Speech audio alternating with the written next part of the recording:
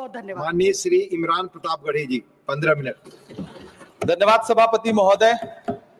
कभी सुदामा पांडे धूमिल जी ने कहा था कि एक आदमी रोटी बेलता है, एक आदमी रोटी खाता है, एक तीसरा आदमी भी है जो न रोटी बेलता है न रोटी खाता है, वो सिर्फ रोटी से खेलता है। वो तीसरा आदमी कौन है? मेरे देश की संसद मौन है। सभापति महोदय, वो भी क्या दिन थे जब संसद में देश का बजट पेश होता था तो देश की सड़कें ठहर जाया करती थी। रेल बजट पेश होता था तो लोगों की उम्मीदें रेल के डिब्बों की तरह पटरियों पर दौड़ने लगती थी। पूरा देश धड़कने रोक करके वित्त मंत्री और रेल मंत्री को सुना करता था। अफसोस, अब बजट पेश हो जाता है, मीडिया चैनल सरकार का महिमा मंडन करते हैं और बेचारी जनता बजट के आंकड़ों के शब्द जाल में उलझी हुई महीनों बाद समझ पाती है कि उसका तो फिर से कट गया। सभापति महोदय, पिछले 2 साल अमृतकालीन बजट पेश किए गए और इस बार एक नई शब्दावली गढ़ी गई है, तुष्टीकरण बनाम संतुष्टीकरण का बजट। सभापति महोदय, सुनने में कितना अलंकारिक लगता है ये शब्द। सोच रहा हूं देश की वित्त मंत्री और प्रधानमंत्री जी से पूछूं कि आखिर किसकी संतुष्टि? जिस बजट में मनरेगा के लिए 1 रुपए की बढ़ोतरी ना हो, वही पुराना 86,000 करोड़, जबकि पहले ही 9,754 करोड़ का घाटा हो, जिस मनरेगा से करोड़ों मजदूरों के घर में चूल्हा जलता हो, उस मनरेगा में काम करने वाले गरीब मजदूरों के लिए अगर आपके खजाने से 1 रुपया भी इजाफी नहीं निकल सका तो भला कौन संतुष्ट हुआ साहब? इस देश का गरीब मजदूर या आपके उद्योगपति दोस्त? वो जो महाराष्ट्र में लोकसभा और विधानसभा के बीच में 40 लाख मतदाता बढ़ाए गए थे, अरे उन्हीं के लिए मनरेगा का थोड़ा सा बजट बढ़ा देते। क्या उसमें मनरेगा का एक भी मजदूर नहीं था 40 लाख लोगों में? सारे के सारे 12 लाख की छूट वाले से आगे के लोग थे। सभापति महोदय, कल जब वित्त मंत्री जी देश की संसद में भाषण दे रही थी तो वहां मुंबई में कोई गरीब इंसान जब अपनी जेब टटोल करके अपनी मोटरसाइकिल में 1 लीटर पेट्रोल भरवा रहा था तो उस पेट्रोल की कीमत थी 103 रुपया प्रति लीटर। आखिर इतना महंगा पेट्रोल डीजल खरीद के कौन संतुष्ट हो रहा है? इस देश के गरीब लोग या फिर सरकार के चहेते धन्ना सेठ? सभापति महोदय, वित्त मंत्री जी इस बजट को मध्यम वर्ग को संतुष्ट करने वाला बजट बता रही हैं। अरे मैडम, हम आप यहां पर बैठे रहते हैं और वहां बाहर इसी दिल्ली में 1 लीटर दूध, चाहे वो अमूल का हो या फिर मदर डेयरी का हो, उसकी कीमत 73 रुपए लीटर है। इतना महंगा बेच करके कौन संतुष्ट हो रहा है? गरीब जनता या आपके धन्ना सेठ दोस्त? सभापति महोदय, इस सरकार का बाजार और महंगाई पर कोई नियंत्रण नहीं रह गया है। चाहे देश में लहसुन 400 रुपए किलो बिक जाए, टमाटर 100 रुपए किलो बिक जाए, प्याज का दाम सुनकर आंखों में आंसू आ जाए, लेकिन वित्त मंत्री महोदया बजट में महंगाई का मां भी नहीं बोलती हैं। बच्चों की किताब और पेंसिल तक पर टैक्स लगाने वाले सरकार से मैं पूछना चाहता हूं कि आप मध्यम वर्ग का हितैषी बताते हैं, खुद को तो शर्म नहीं आती है? खुद को धार्मिक कहने वाली सरकार भगवान श्री कृष्ण के प्रिय खाद्य पदार्थों दही और मक्खन तक पर जीएसटी लगाती है और बात करती है मध्यम वर्ग की हिमायती होने की। जिंदा रहते हुए जनता से हर चीज पर टैक्स वसूलने वाली यह सरकार कम से कम मरने पर तो लोगों को बख्श देती, लेकिन नहीं, वहां भी लूटना है। अंतिम संस्कार के सामान, अगरबत्ती, धूप बत्ती, केवड़ा जल, चंदन पाउडर, जौ, बताशा, काला तिल, पंचरत्न, कपूर और कफन तक पर टैक्स लेने वाली यह सरकार किस मुंह से खुद को मध्यम वर्ग का हितैषी बताती है? कौन सी संतुष्टि? किसकी संतुष्टि? कदम कदम पर टैक्स देकर लूटने वाली जनता की या फिर जनता से टैक्स वसूल करके धन्ना सेठों का खजाना भरने वाली सरकार की? किसकी संतुष्टि? सभापति महोदय, 18 अगस्त 2015 आरा का बिहार का ऐतिहासिक मैदान, सजा हुआ मंच, हजारों की भीड़ और सामने खड़े हुए देश के प्रधानमंत्री का भाषण। बिहार के भाइयों बहनों, आज मैं बिहार के लिए पैकेज की घोषणा कर रहा हूं। 50,000 करोड़ कर दूं कि ज्यादा कर दूं? अखिलेश भाई, 60,000 करोड़ कर दूं कि ज्यादा कर दूं? 70,000 करोड़ कर दूं कि ज्यादा कर दूं? 80,000 करोड़ कर दूं कि ज्यादा कर दूं? चलो, मैं बिहार को 1.25 लाख करोड़ का पैकेज दे रहा हूं। 10 साल हो गए सभापति महोदय, वही ढाक के 3 पात, बिहार आज भी विकास की बाट जो रहा है। भाषण आज भी प्रधानमंत्री जी के यूट्यूब चैनल पर सुना जा सकता है। जो झूठ बोल के करता है मुतमईन सबको, वो झूठ बोल के खुद मुतमईन नहीं होता। सभापति महोदय, ये तो राहुल जी का असर है। कौन सा शब्द सर, कौन सा शब्द? झूठ। ठीक है सर, मिथ्या बोल करके, जो मिथ्या बोल के करता है मुतमईन सबको, वो मिथ्या बोल के खुद मुतमईन नहीं होता। ये राहुल जी का असर है। जो मखाना बोर्ड की घोषणा हुई, अखिलेश जी आपको याद होगा, भारत जोड़ो न्याय यात्रा में 30 जनवरी 2024 को बिहार के रंगभूमि मैदान में राहुल गांधी जी का पूर्णिया में भाषण था और उसमें मखाना को लेकर उन्होंने आवाज उठाई थी। ये उनका असर है कि आपको मखाना बोर्ड बनाना पड़ा, वरना तो आप मैखाना बोर्ड बनाने वाले लोग हैं। सभापति महोदय, बिहार को झूठे पैकेज और चुनावी दिलासे देना बंद करिए। आज भी जब कोसी में बाढ़ आती है तो पूरा सीमांचल बर्बाद हो जाता है। मैंने उस तबाही को अपनी आंखों से देखा है। 2016-17 की बाढ़ में अपने इन्हीं हाथों से राहत सामग्री बांटी है मैंने। अगर सच में बिहार के लिए कुछ करना चाहते हैं तो बिहार को बाढ़ से बचाने का प्रबंध करिए। पूर्णिया एयरपोर्ट 10 साल से बाट जो रहा है, घोषणा 2014 में हुई, बन के आज तक तैयार नहीं हुआ। अलीगढ़ मुस्लिम विश्वविद्यालय का किशनगंज सेंटर बजट के अभाव में दम तोड़ता जा रहा है। मैंने पिछले बजट सत्र में भी आवाज उठाई थी। आज फिर वित्त मंत्री जी से अनुरोध करना चाहता हूं, दामन फैला करके, कि अलीगढ़ मुस्लिम विश्वविद्यालय का किशनगंज सेंटर बन जाने दीजिए। आखिर कौन सी नफरत है? ये मुल्क हमारा भी है। इस मुल्क की मिट्टी में हमारा भी खून पसीना शामिल है। हमसे इतनी भी क्या नफरत? रिश्तों की ये नाजुक डोरें तोड़ी थोड़ी जाती हैं। अपनी आंखें दुखती हो तो फोड़ी थोड़ी जाती हैं। सभापति महोदय, अल्पसंख्यक मंत्रालय का बजट काटकर मौलाना आजाद नेशनल फेलोशिप बंद कर देना, प्री मैट्रिक स्कॉलरशिप बंद कर देना, नई मंजिल योजना बंद करना, धरोहर योजना बंद करना।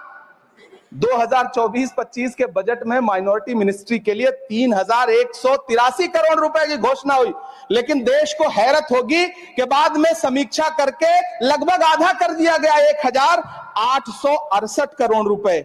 मुझे सरकार से पूछना है कि कौन संतुष्ट हुआ? इस देश का अल्पसंख्यक संतुष्ट हुआ है या आप संतुष्ट हुए? किसका संतुष्टिकरण? सभापति महोदय, मैं प्रधानमंत्री जी से कहना चाहता हूं कि आप ही ने 1 मार्च 2018 को किंग अब्दुल्ला को, जॉर्डन के किंग अब्दुल्ला को मेहमान बना करके इसी दिल्ली में कॉन्फ्रेंस में कहा था कि मैं मुसलमानों के एक हाथ में कंप्यूटर और दूसरे हाथ में कुरान देना चाहता हूं। कंप्यूटर देने की बात तो छोड़िए, पढ़ाई के लिए जो स्कॉलरशिप मिल रही थी उसको भी छीन लिया आपने। किसको संतुष्ट करने के लिए? हम समझते हैं इस साजिश को। आप माइनॉरिटी मिनिस्ट्री का बजट काटते काटते एक दिन मिनिस्ट्री को ही बंद कर देना चाहते हैं। वो जहर देता तो सबकी नजर में आ जाता, सो ये किया कि हमें वक्त पर दवाएं न दी।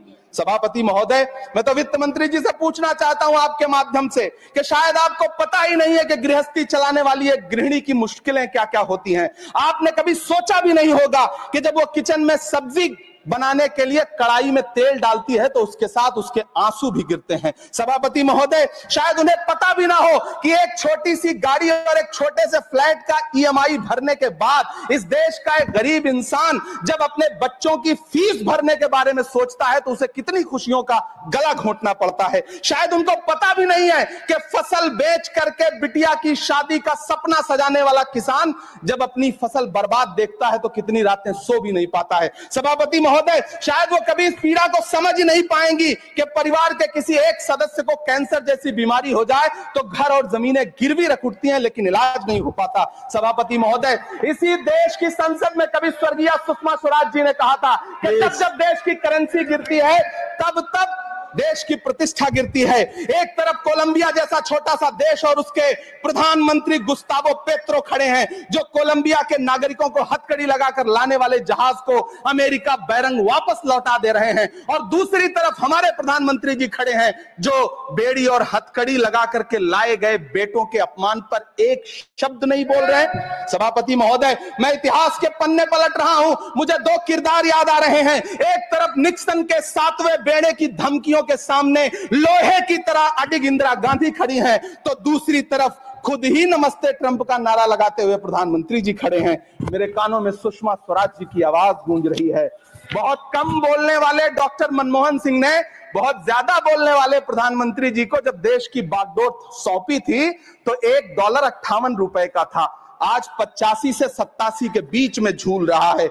इन दिनों रुपए की अहमियत गिरती है तो न तो देश की प्रतिष्ठा गिरती है ना प्रधानमंत्री की गरिमा।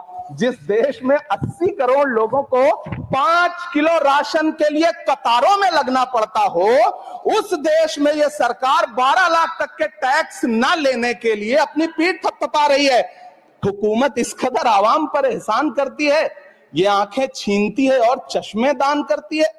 सभापति महोदय, महाराष्ट्र का भिवंडी हो, मालेगांव हो, इचलकरंजी हो, यूपी का बनारस हो, मुआयमा हो, मुबारकपुर हो, रांची का छोटा नागपुर हो, बिहार का भागलपुर हो, हर जगह बुनकरों की उम्मीदें तोड़ रही हैं, लेकिन इस सरकार के पास उनके लिए कुछ भी नहीं है। मुरादाबाद का पीतल उद्योग, कानपुर का चमड़ा उद्योग, सहारनपुर का लकड़ी उद्योग, फिरोजाबाद का चूड़ी उद्योग, अलीगढ़ का ताला उद्योग, सब सरकारी प्लानिंग से तबाह हो रहे हैं। इन तमाम के बीच सरकारी सपोर्ट से बस एक उद्योग फल फूल रहा है, नोएडा का नफरत उद्योग। सभापति महोदय, जिस देश में 40 से 45% मेडिकल फैकल्टी की सीट खाली हो, वहां बजट में 75,000 नए मेडिकल सीट्स का ऐलान हो रहा है। सरकार बहादुर, कम से कम इस देश के पढ़े लिखे युवाओं को तो मूर्ख समझना बंद करिए। वो अब तिजारती पहलू निकाल लेता है। पहले 7500 मेडिकल सीट्स बाद में बनाइएगा, पहले जो एम्स में 2161 पद खाली पड़े हैं उनको तो भर दीजिए। वो अब तिजारती पहलू निकाल लेता है। मैं कुछ कहूं तो तराजू निकाल लेता है। मैं इसलिए भी तेरे फन की कद्र करता हूं तो झूठ बोल के आंसू निकाल लेता है। सभापति महोदय, फिर झूठ आया है, मैं उसे मिथ्या कर दे रहा हूं। शायरी में बार बार आ जाता है, क्या करूं महोदय। काश ये बजट, सभापति महोदय, वो एक शब्द मैं मिथ्या कर दे रहा हूं सर, वो एक शब्द को हटा दीजिए। ध्यान रखें, ऐसे जो भी शब्द होंगे आपके वहां। सभापति महोदय, काश ये बजट बीपीएससी के पेपर लीक की शिकायत करने वाले नौजवानों पर बरसती हुई पुलिस के लाठियों पे, जख्मों पर मरहम लगा पाता। सभापति महोदय, पिछले 80 दिन से 70 साल का एक बुजुर्ग एमएसपी की लीगल गारंटी मांगता हुआ आमरण अनशन पे बैठा हुआ है। काश ये बजट किसान नेता जगजीत डल्लेवाल की टूटती हुई सांसों की पीड़ा सुन पाता। काश ये बजट प्रतियोगी परीक्षाओं की तैयारी के लिए दिल्ली, कोटा, पटना, अहमदाबाद जैसे शहरों में, इलाहाबाद जैसे शहरों में किताबों के साथ गल रहे युवाओं के सपनों को जिंदगी दे पाता। काश ये बजट वंदे भारत के सुनहरे विजुअल के बजाय देश की गरीब जनता को कुछ और पैसेंजर ट्रेनें दे पाता। काश ये बजट सीनियर सिटीजन को ट्रेन टिकटों में मिलने वाली रियायतें वापस लौटा पाता, जिनको सरकार ने कोविड के नाम पे छीन लिया था। काश ये बजट किसानों की राह में कीले नहीं बल्कि कालीन बिछाने वाला बन पाता। काश ये बजट सरकारी मालिकों को यह समझा पाता कि नेहरू को कोसने से अर्थव्यवस्था नहीं सुधरेगी, उसके लिए डॉक्टर मनमोहन सिंह साहब की अर्थ नीति अपनानी पड़ेगी। पिछले 11 साल से नेहरू जी को कोस रहे हैं, आखिर कब तक कोसिएगा? थोड़ा पंडित नेहरू जी के बारे में पढ़िए, तब पता चले कि पंडित नेहरू की शख्सियत का नाम है। दुनिया का पहला ऐसा राजनेता जिसने अपनी जिंदगी की आजादी के लिए, देश की आजादी के लिए 3259 दिन अंग्रेजों की जेल में बिताए। पंडित नेहरू एक ऐसे महान शख्स जिनके पिता पंडित मोतीलाल नेहरू, जिनकी बहन विजय लक्ष्मी पंडित, जिनके बहनोई पंडित रंजीत सीताराम, जिनकी बेटी इंदिरा गांधी, जिनके दामाद फिरोज गांधी, सब ने अंग्रेजों से लड़ते हुए स्वतंत्रता आंदोलन में जेल काटी। आप किस मुंह से उनकी लकीर छोटी करने की बात करते हैं? नहीं कर पाइएगा, 7 जन्मों में नहीं कर पाइएगा, क्योंकि जिस्म की मौत कोई मौत नहीं होती है। जिस्म मिट जाने से इंसान नहीं मर जाते, धड़कने रुकने से अरमान नहीं मर जाते, सांसें थम जाने से ऐलान नहीं मर जाते। जिस्म की मौत कोई मौत नहीं होती है। सभापति महोदय, मैं आपके सामने खड़ा होकर के एक बहुत छोटी सी कहानी सुनाना चाहता हूं कि महान बादशाह सिकंदर ने जब यूनान फतेह किया तो जीत का जश्न मनाने के लिए शहर की सड़कों पर निकला। तो उसने देखा कि पूरा शहर तो जश्न मना रहा है, एक फकीर सड़क के किनारे चादर तान के सो रहा है। सिकंदर को गुस्सा आया, घोड़े से उतरा, उस फकीर के पास गया और उसे सोता देख करके उसे जोर की एक लात मारी और लात मार के कहा कि क्यों रे फकीर, मैंने यूनान फतेह कर लिया, लोग जश्न मना रहे हैं और तू सो रहा है। उस फकीर ने उन्नीदी आंखों से सिकंदर को देखा और देख करके कहा कि शहर जीतना बादशाहों का काम है, लेकिन लात मारना तो गधे का काम है। सभापति महोदय, गरीब जनता को लात मारना बंद करिए। ये अमीरों के लिए बनाया गया बजट है, ये निराशाजनक बजट है। हम अमृतकाल सुनते आ रहे थे, ये अमृतकाल इतनी जल्दी समाप्त हो गया कि अब अमृत काल का कोई नाम तक नहीं लेना चाहता है। इसलिए मैं इस सदन में खड़ा होकर के देश की वित्त मंत्री महोदया से कहना चाहता हूं कि आपने अल्पसंख्यकों के बजट में जो कटौती की है उसको बहाल करिए। आपने मनरेगा को जो स्थिर रखा है उसका घाटा 9,754 करोड़ है, कम से कम उतना बढ़ा करके फिर से उसे बहाल करिए। नौजवानों के लिए रोजगार दीजिए, किसानों को एमएसपी की लीगल गारंटी दीजिए। यही मैं आपसे अपील कर रहा हूं। धन्यवाद सर, आपने इतना जो समय दिया उसके लिए शुक्रिया। माननीय श्री बाल योगी। If you are running a business